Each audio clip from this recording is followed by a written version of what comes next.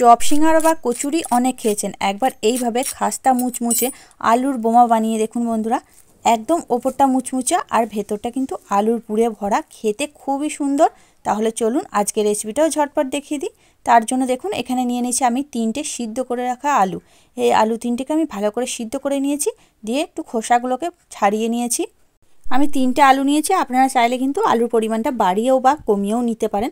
এবার এই আলুগুলোকে হাত দিয়ে ভালো করে মেখে নিচ্ছি। আপনারা চাইলে কিন্তু এটাকে ম্যাশার দিয়েও ম্যাশ করে নিতে পারেন, তবে এই আলুটা কিন্তু খুব মিহিভাবে মাখার প্রয়োজন নেই, একটু দলা অংশ থাকলেও কিন্তু বেশ ভালো লাগবে খেতে। তাই হাত দিয়ে আমি আলুটাকে মেখে নিচ্ছি।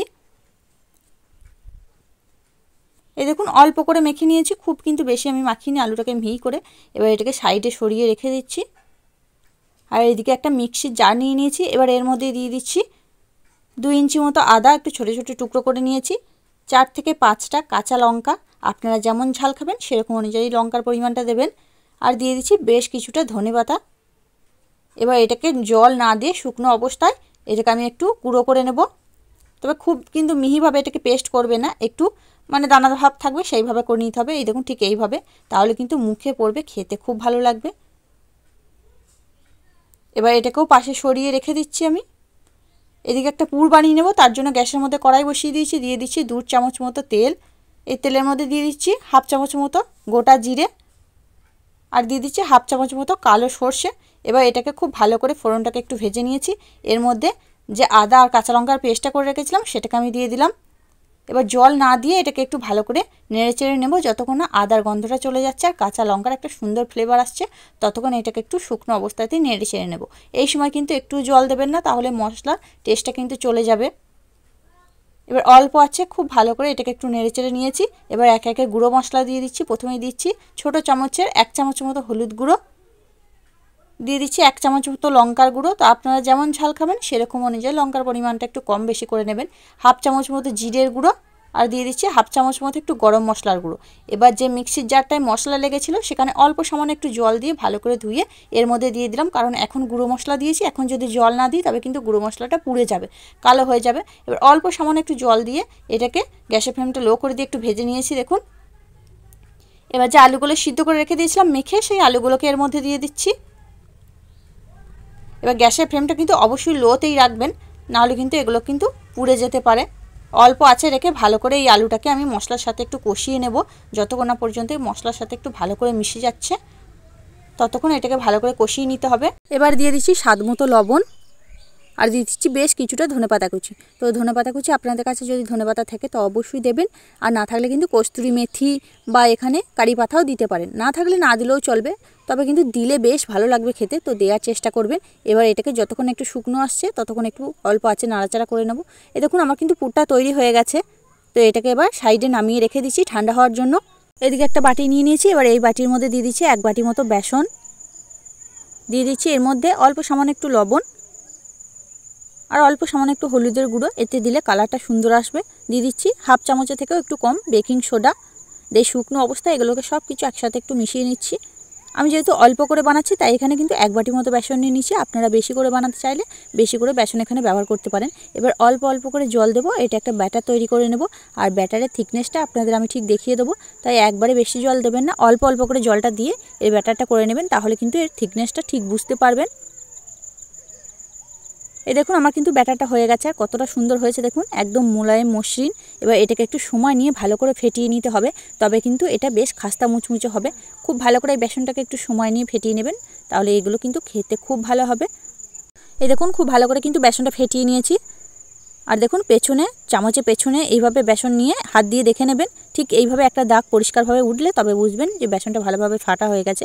বেসনটাকে সাইডে সরিয়ে রেখে দিয়েছি। এদিকে যে আলুর পুরটা তৈরি করে রেখেছিলাম সেই আলুর পুর থেকে অল্প অল্প করে নিয়ে আমি গোল বলের মতো তৈরি করে নিচ্ছি, ঠিক এইভাবে। আপনারা চাইলে কিন্তু চ্যাপটা লম্বা যে কোনো শেপের করে নিতে পারেন, আমি এগুলো যেহেতু বোমা বানাবো তাই গোল গোল করে নিচ্ছি। এই সবগুলোকেই একইভাবে গোল গোল করে নেব। তো আজকে আমার যে বন্ধুরা ভিডিওটা দেখছেন প্লিজ লাইক কমেন্ট শেয়ার করবেন।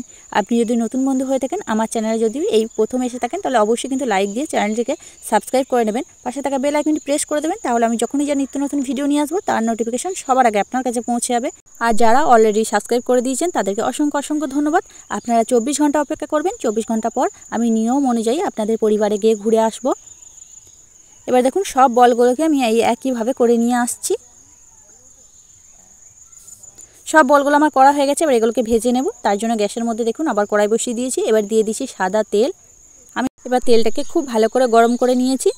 আর এদিকে দেখুন যে বেসনের ব্যাটারটা করে রেখেছিলাম, সেই বেসনের ব্যাটারের মধ্যে যে আলুর আমি ডোগুলো করে রেখেছিলাম সেই আলুর ডোয়ের মধ্যে দিয়ে দিচ্ছি।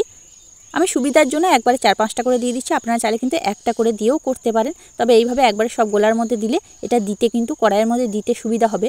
আর একটা একটা করে দিলে একটু সময় লাগবে এই যা। তো আপনাদের যেটা সুবিধা মনে হবে আপনারা সেটাই করে নেবেন। এবার দেখুন একটা আমি বেসনের গোলার মধ্যে চুবিয়ে এইভাবে আমি দিয়ে দিচ্ছি। আর এই সাইড দিয়ে যে এগুলো ছেড়ে যাচ্ছে এগুলোর জন্য কোনো চিন্তা নেই, এগুলো আপনারা একটু পরেই তুলে দেবেন। তাহলে কিন্তু এগুলো বেশিক্ষণ রাখবেন না, তাহলে কিন্তু এগুলো সাইড দিয়ে পুড়ে যাবে।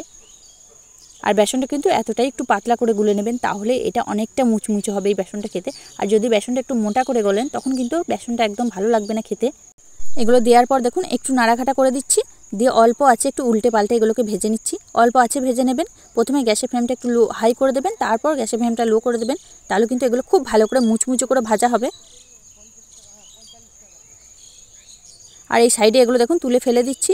এ দেখুন বন্ধুরা কত সুন্দর আমার একদম গোল গোল করে ফুলে উঠেছে। আর সাইডে ওগুলো কিন্তু আমি ফেলে দিয়েছি, আপনারাও কিন্তু সাইডে ওগুলো আপনি ছেড়ে যাবে, আপনারা ফেলে দেবেন।